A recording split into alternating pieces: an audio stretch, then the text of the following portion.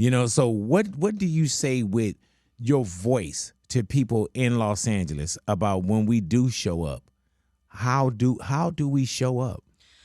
There's in protest and in protest culture and in everything that's going on, I understand why people are angry Oh yeah, when they're yeah, having we were talking about that. right when they're having their family members being torn away. How many videos are there right now of children crying for their moms and their dads who are being taken?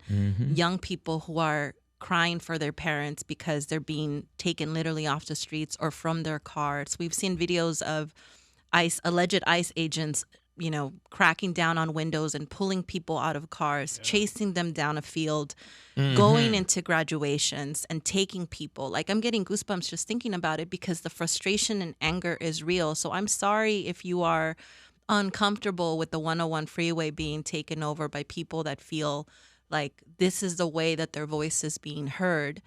But patriots have, in the history of our nation, thrown tea into a harbor. They have marched on Selma. They have marched in Delano. These manifestations of who we are as a nation are real, and people are taking to the streets. Right. There will always be certain individuals who cause chaos.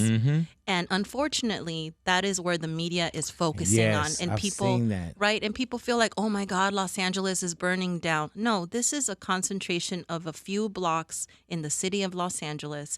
And yes, I don't condone that violence. I don't condone the looting, none of that, because it takes away the attention from what's actually happening to people. But some might also argue, well, if there are more federal agents and National Guard on the streets focusing on the protest, then maybe they're not focusing on the families. And that's an argument, but it's not an argument that's going to actually help us with our